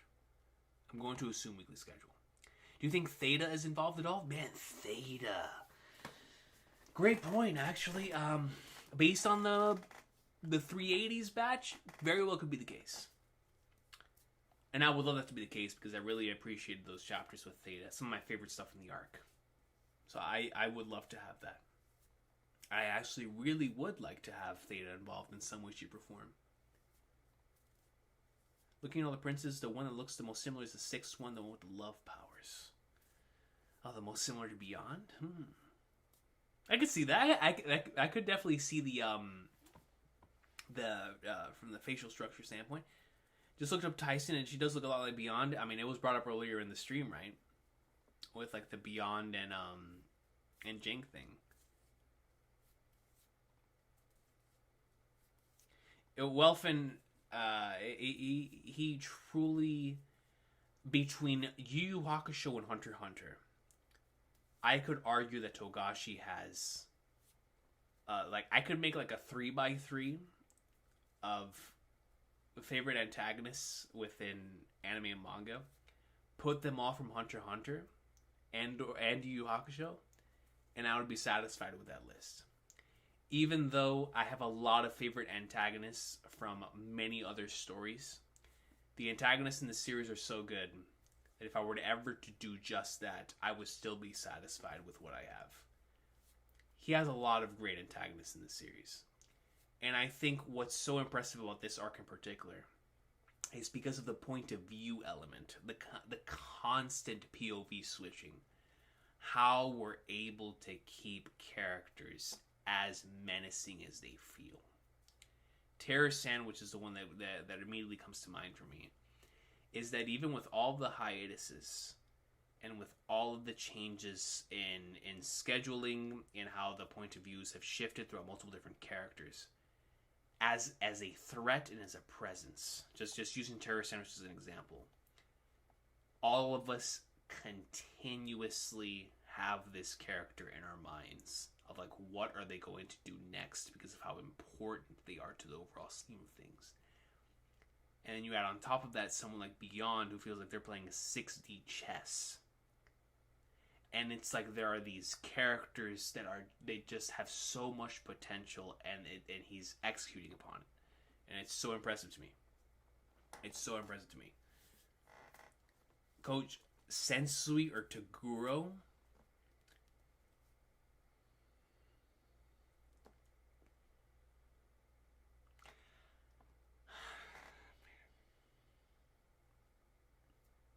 Having to choose between them is tough because I love them both for different reasons, right? I feel like as a threat, I've watched a Dark Tournament so many times, I want to go Toguro. But Shinobu Sensui, from introduction to close, is truly one of the greatest, man. It's tough. I don't know if I can answer that. Because I truly love Toguro, man. I love the Toguro brothers concept. I love even what he did with older Toguro. But younger Toguro, for me, is in like that perfect cell iconic status of like, gosh, man, he's so good. I don't know if I can answer that question. I love them both a lot. Yeah, you got me stressing. I love them both a lot. I do, and I love them for different reasons.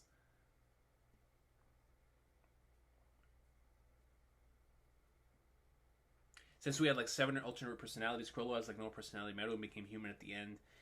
They're all so good, and even the underlings, right? Like I think back to the underlings in a lot of these series. In particular, even within Hunter x Hunter, right? Like the underlings of some of these characters still are extremely memorable. You look at the Royal Guard, right, from the Chimera Ant arc. I look at a Yuppie, a Poof, and a Neferpitou, and immediately I'm like, all three distinctive in every single way, and yet at one point in time in the story they were the biggest threat and or the most impactful thing to the situation at hand, to a specific set of members of the story. I mean, it was brilliant. It's brilliant.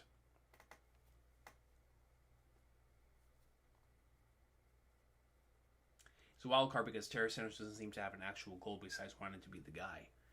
And that's another thing, right, ladies and muffles? It's like, in this chapter, we got to see beyond Netero's quote-unquote motives so far. And it blew all of our minds. Blew my mind. It's like, yo, what are we going to get whenever we see flipping Terror Sandwich's motivations? Even though it really does feel like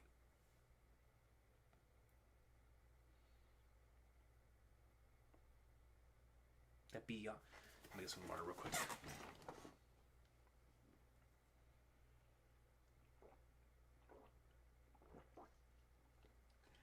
Have you heard about the popular theory going around suggesting that Beyond was the one who orchestrated the Chimera Ant arc in putting the Chimera Ants into the human world? This is suggested due to how the Ant Queen was already injured when we first saw her, and it may have been Beyond's test for the world to see if they can handle the Dark Continent. I'm going to tell you something right now, Sen. If the theory you just said is true, Jing may be in trouble as my favorite Hunter x Hunter character.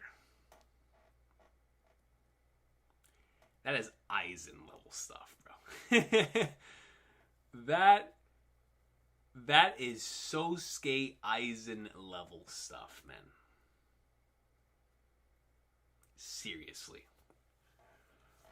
The Succession War is comparable to the most recent two A Song of Ice and Fire novels in the amount and the complexity of interconnected plot lines, the depth, agency, and importance of tertiary characters. I would also say they're comparable in the way that George introduces many new characters and makes them so unbelievably important to the grand scheme of the narrative. Which is why, what happened in the show is so unfortunate, because a lot of those characters got cut and a lot of those different plot lines were given to other characters. But within the novels, you had that Succession War element to it of introducing all these brand new characters that would then, of course, lead into the like you said, the complexity of the interconnected plot lines after the quote unquote reset within the novels. It's really interesting in the way that that parallel, because now that you bring that up, that's actually really true, especially with the most recent ones.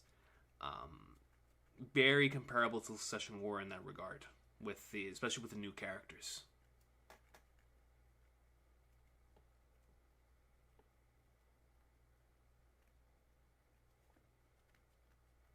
So yeah, especially with the depth of it too, man, it's crazy.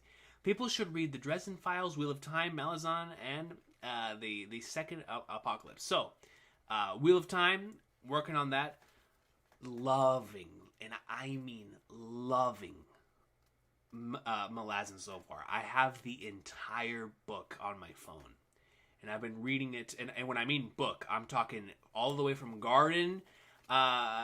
This first one again, because they're all together. But I basically have all 10 books. I bought them all in a collection. It's like an 11,000 word book. But I have been absolutely enjoying my time with it. Let me see where. Let me go to my library real quick. But I've been really enjoying that. Dresden Files is one that I've always wanted to get into, because I've always heard it's like the Detective Conan of novels. And because of that, I've always wanted to read it, but I haven't gotten around to it yet. The Malazan series. Yeah, bro, I have it right here. The complete Malazan Book of the Fallen, dude. This thing right here is... Let me see. I've got it. It hasn't even loaded the page count. That's how many pages there are. But yeah, I have the entire thing, bro. And I'm very, very excited to continue it. Now, the Second Apocalypse I have not even attempted yet. So looking forward to experiencing that in the future.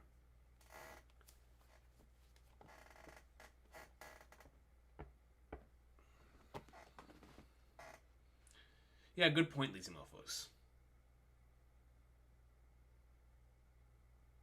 Yeah, for real, Yorha. It's like so much to process there. They play out with just enough info to keep it going. Exactly.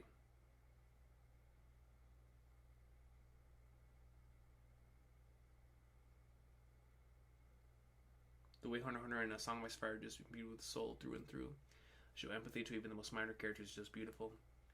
Definitely an element of those stories that stands out. It stands out to a lot of individuals.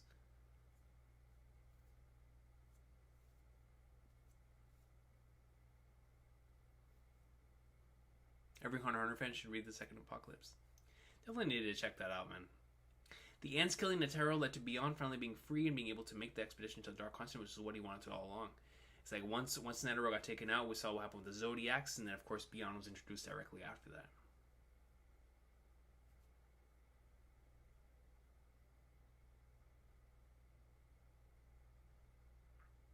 Do you think Netero knew one of his grandchildren was a prince of Kaiken?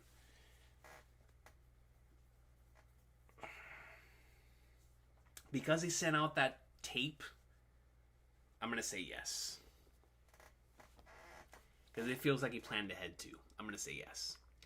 Wouldn't that mean if Beyond released the Chimera Queen, wouldn't that mean he would have been able to defeat Merum if they wasn't able to handle him? I mean, we might be heading down that route, Tiante Black.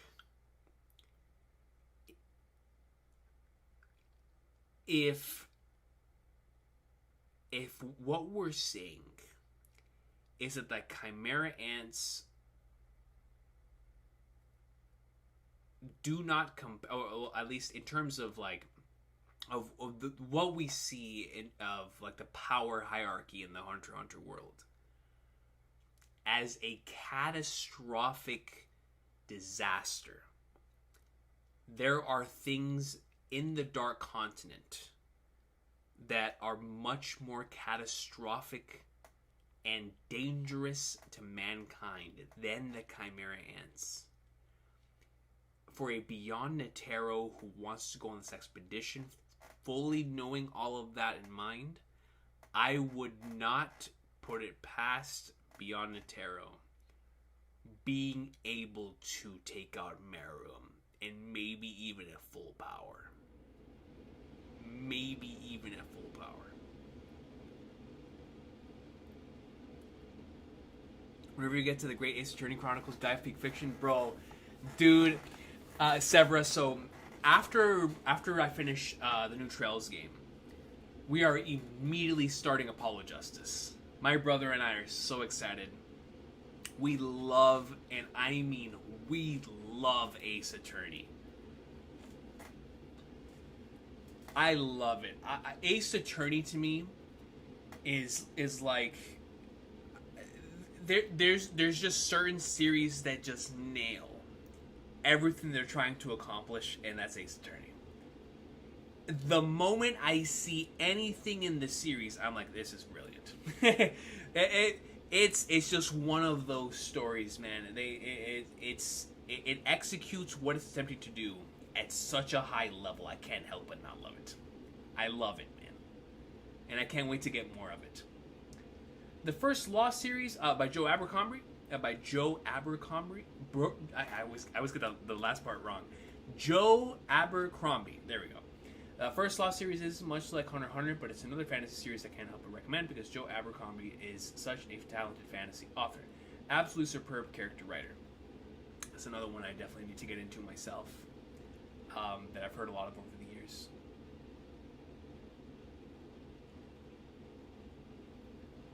Yeah, I've heard a lot of interviews with him, and I really appreciate his thought process in regards to writing, the way he approaches stories. So definitely looking forward to experiencing some of his stuff for sure. He was forced to bring the ants back on a previous Dark Continent trip we haven't heard about yet. True that. The Beyond twist is crazy because Togashi really held this in for a decade. The patience to pull this off, bro. That's something that really impresses me.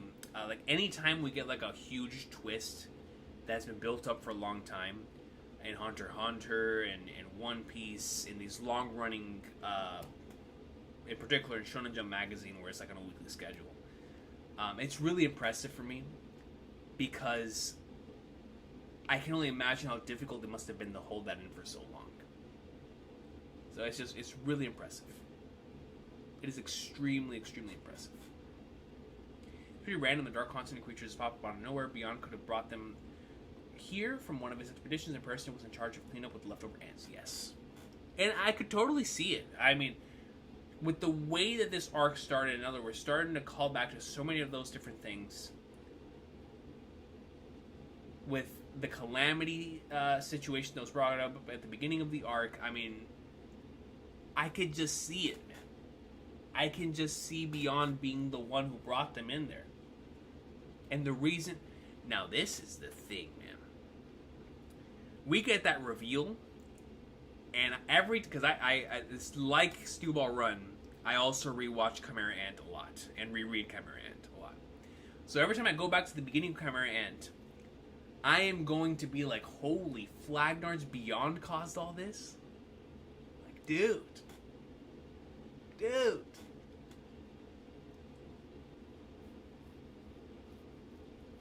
Whenever you get the chance, at least peep the game Earthbound. Oh, Brandon King, we love Earthbound around here, man. That is something that I experienced vicariously through my brother, and we loved that experience. Earthbound, similar to Ace Attorney, is something that I really, really loved because of its tone, its aesthetic, and how fantastic its writing was in particular.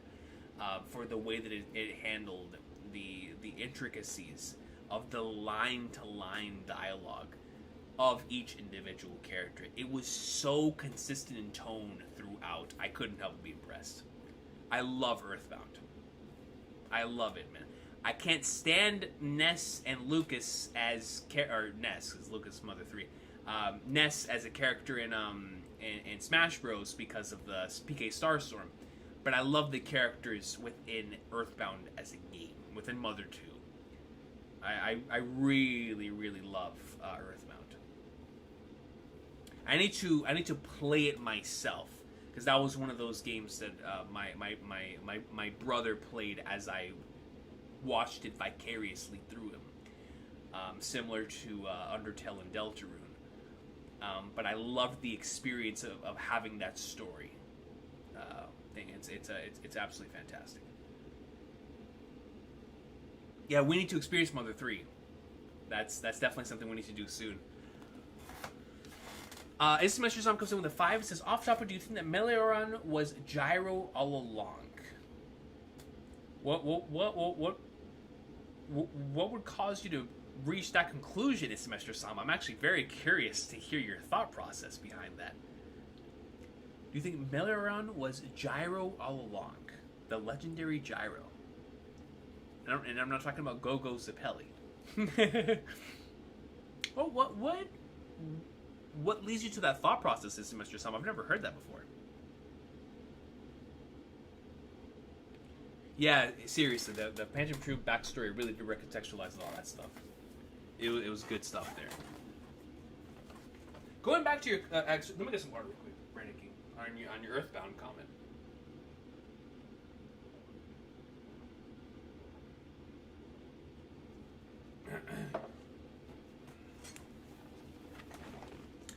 Earthbound, similar to many of the things that came after that were inspired by it. I brought up Undertale as an example. But Earthbound is one of those stories that those are the types of stories that I'm so excited about when I encounter. And what I mean by that is, when I encounter a story that I know has inspired so many different works that came after it, even though it was not commercially as successful as the company wanted to, I always appreciate those types of experiences. Because more often than not, those are the stories, the ones that like inspired so many other things that came after. Those in the creative world, those are like the I forgot what the term for it is, but it's like the stories that make you want to create your own art, to express the love that you have for that initial thing that gave you that inspiration. Earthbound is one of those where you just see the imprint of that in so many things that come after, especially after you experience it. You get to see so much of its DNA in many, many different things. And so it's something that I value so much. So much.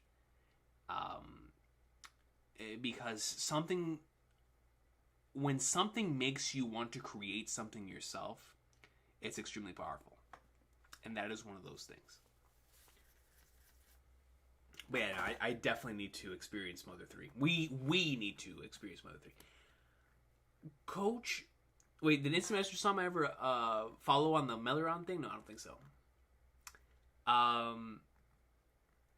Coach, now that JJK has ended a certain series calling your name, dude, a Trojan X. We'll be there at some point soon. So, Sen, I don't know if you saw my update, but we're going to be adding a segment to the channel called Recon's Top 5 for the week that I'm going to do most weeks out of the year. It's a test drive. I'm doing it until the end of the year. So I can talk about other series on the channel besides the ones that I normally talk about. And so if I ever read Dan, or flipping Dan, I'm caught up to Dan. I love Dan. If I ever read Trojan X, fully expect it to be on one of those videos. And I will let you know so that you can watch it, and I will definitely talk about it there in one of those top 5s of the week. Because I'm going to assume when that comes, knowing that you've never let me down before, that it will most certainly be an experience, especially coming from an author that I love with every fiber in my being. No, I have watched Dan Dan Dan. We were talking about it on the stream this morning, Kev. I absolutely flipping love that first episode. But we will get on Chojin X eventually, Sen. We will get on it eventually. There's just a lot of greatness right now. I miss Sui Ishida, man. I miss Sui Ishida. I've been wanting to reread Tokyo Ghoul for a couple months now, or I should even say a couple years. Now it's been a minute, but I do miss Sui Ishida. I miss his art. I miss the way he tells his stories, his voice, so many different things. Oh yeah, no, Tyke, it's incredible. But no, I appreciate you. Thank you. I'm gonna be into this stream soon. Anyway, it's 1:03 where I am at in the morning, but I appreciate you for stopping by. But yeah, no, it's powerful whenever you get to experience things that made other individuals want to create their own stories. While going through Wano and over on the One Piece side of things, I experienced a lot, and I mean a lot, of Japanese stories that could have potentially inspired Wano. And it really raised my appreciation for Wano because of all of the things that I saw could have potentially influenced it. From the history of Japanese cinema and even in regards to certain ways that the country of Japan was portrayed in multiple different ways throughout multiple different mediums. And so it's like a double whammy of, if you experienced the thing that inspired it, and then the thing that obviously came after being inspired by it. You have like this sort of double appreciation for it, where you can see like the original, what came of it, and see them both for the stories that they are, and of course the big web that's caused of that, like what inspired in the other thing. And I'm a big nerd for that type of stuff, so I love it. I really, really appreciate it. But regardless, yes, we will be on Chojin X one of these days, Sen. I got you. And I'm glad that you're reading Dan Dan Dan. Yeah, it's so good. It's so good. I absolutely love it, and I'm so glad the anime is cooking. Are you looking forward to Dragon Ball Daima? Listen, man. Now, I'm the resident Dragon Ball GT defender / super fan in my family, right? Like this is in my friend group. Me and my boy Carl are the fans of this stuff right here. You know what I mean? This particular set, I love all of Dragon Ball. I mean, Dragon Ball is King Recon. If I were to accumulate probably the thing I've seen the most in my entire existence, it does draw back to Dragon Ball in some shape or form. I love everything that has to do with Dragon Ball, even its worst parts. I take with all full appreciation for just what it is. So when Dragon Ball Daima was introduced, as especially now that we know it's Toriyama's last work,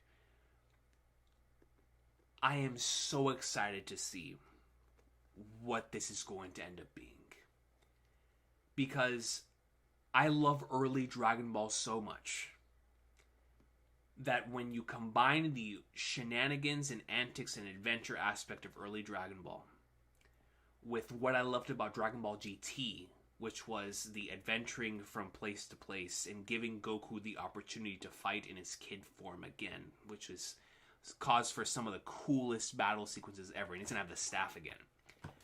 I am so excited for, in particular, the adventure aspect of what Dragon Ball Daima could present to us.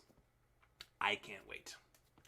I really, really, really can't wait for it. It's more Dragon Ball, so obviously that by itself is so awesome for me, especially since it's Toriyama's final work on the series, but just as a concept alone, the GT of this particular thing, the fact that it's Kid Goku again, the fact that it's going to be the adventure stuff from Dragon Ball again, I can't wait for it. Personally, it is something that I've been looking forward to since they first announced it. But now that we've gotten all this stuff from it, with the Budokai hype from next week, it is one of my most anticipated things of the year. And I can't wait for it next week. I am so excited. I love Dragon Ball. So I really can't wait for the stuff that is incoming next week. So excited. Yeah, no, I can't wait for Bleach tomorrow as well, Piyush. Super, super exciting. Sparking Zero GT trailer was generational, bro. That jump moved me to other levels, bro. Other levels. Oh, man, it's so exciting. Super Saiyan 4 Goku. I can't escape the humming of Dun-Dun. Yo, the humming goes hard. Goes hard. You definitely need to watch the episode. Recon is allowed to own that opinion and respect it. Oh, yeah, no, yeah. We own that thing, man. Yeah, I'm watching it solely because it's the last thing he worked on. And yo, Toriyama poured his heart and soul into it. I'm definitely watching it. And man, I can't wait. And he said it's a callback to the OG series. And that's what I'm so excited about, Kev. Like, this is going to be the callback to the early parts of Dragon Ball.